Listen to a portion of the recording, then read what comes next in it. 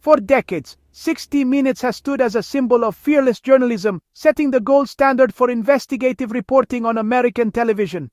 Its ticking stopwatch is instantly recognizable, a promise to viewers that no story is too controversial or too powerful to be told. The show has built its legacy by exposing uncomfortable truths, challenging authority, and holding the powerful accountable, often sparking national conversations and even policy changes. But on December 21st, 2025, something truly unprecedented happened. A major investigative segment was abruptly pulled just hours before it was set to air, leaving staff and viewers stunned.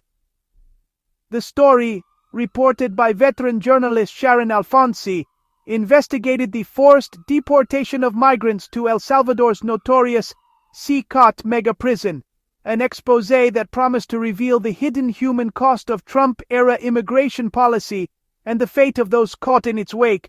But instead of Alfonsi's anticipated report, viewers were met with a rerun. The newsroom was left in the dark, and CBS offered no explanation, fueling confusion and disappointment.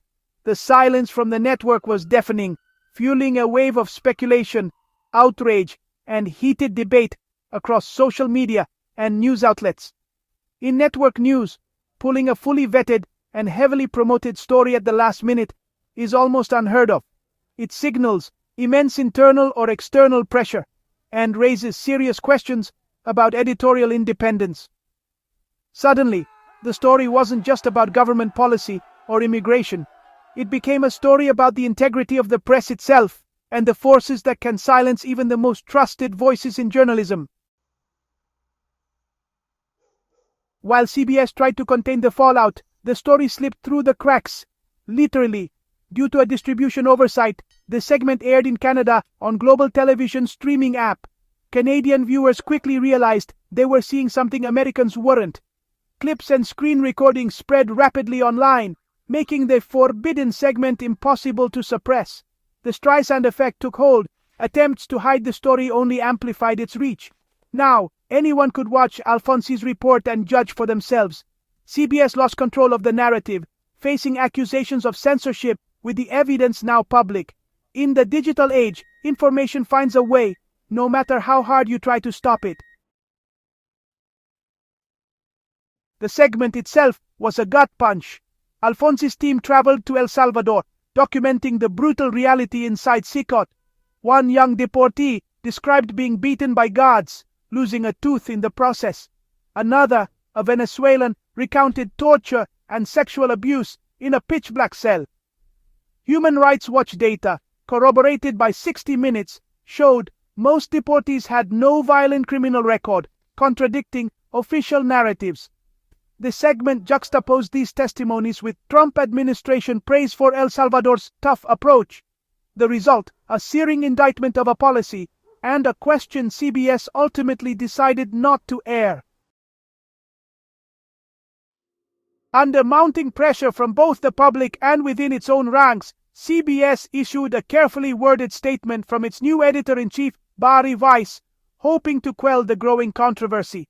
The network claimed the story needed additional reporting and more on-the-record comment from the Trump administration before it could air, emphasizing a commitment to journalistic standards.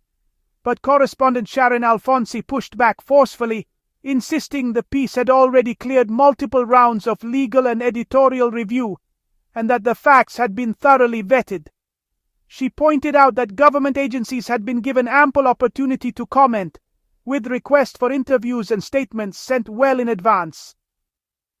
Soon, internal memos began to leak, revealing deep newsroom dissent and growing skepticism about the official explanation from CBS leadership. Critics inside and outside the network noted that the administration had declined all on-camera interviews, raising questions about transparency. However, written statements were provided, and some staff argued these should have sufficed for the story to move forward. Many in the newsroom saw the needs more reporting rationale as little more than a pretext, a convenient excuse to soften or delay a politically sensitive story that could draw backlash. For Barry Weiss, this moment became a defining test of her leadership and her willingness to stand by her journalists under fire. For CBS as an institution, It marked a crisis of credibility, with its reputation for fearless reporting suddenly in question. The network's justification rang hollow, to many both inside and outside the newsroom, fueling further speculation and doubt. The real question lingered. Was this truly editorial caution, or was it an act of self-censorship in the face of political pressure? The timing of the decision raised eyebrows. Just weeks earlier, CBS's parent company Paramount settled a $16 million lawsuit with Donald Trump over a previous 60 Minutes interview. Critics argued the network was now wary of provoking another legal or political battle. Barry Weiss's appointment, seen by some as a shift in editorial direction, fueled suspicions of corporate appeasement.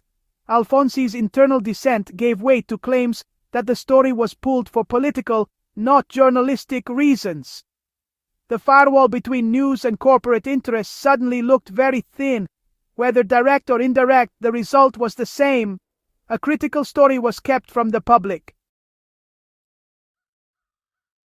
The backlash was immediate and fierce. Press freedom groups and journalists condemned CBS for what they saw as blatant censorship. The leaked segment's quality only intensified criticism. This was not a half-baked report, but a vital piece of public interest journalism. The incident became a litmus test for media independence in a polarized era. Social media erupted with accusations of betrayal and self-censorship. The Trump administration's history of attacking the press loomed large, fueling fears that newsrooms were being intimidated into silence. The affair exposed the fragility of editorial independence. Even at the most storied news institutions, the question, if 60 Minutes can be muzzled, who's safe? The vanished 60 Minutes segment is now a case study in the immense and growing pressures facing American journalism. It's a story that has sparked debate, not just in newsrooms, but also in living rooms across the country, as people question the integrity of the information they receive. It forced a reckoning. Should the mission of journalism always be to pursue truth at any cost, or is it sometimes necessary to manage risk and protect powerful relationships? These are questions that have haunted the profession for decades, but feel more urgent than ever in today's polarized climate. The public's trust in the media took another hit, as viewers wondered what else might be hidden from them. Each controversy chips away at the fragile relationship between journalists and the people they serve, making it harder to rebuild faith in the press. The Canadian leak offered a rare and unfiltered glimpse behind the curtain of a major news organization, and it wasn't reassuring. It exposed the difficult choices and compromises that often remain invisible to the public eye. The episode highlighted the courage and determination of reporters like Alfonsi, who strive to bring important stories to light, but also the vulnerability of their work to executive decisions made behind closed doors. Ultimately, it's a cautionary tale about the ease of media self-censorship in a climate of intimidation and uncertainty. The fear of backlash or loss of access can silence even the most dedicated journalists. The ticking clock of 60 Minutes now counts down the moments when press freedom is truly tested, reminding us that the fight for honest journalism is ongoing and that the stakes have never been higher.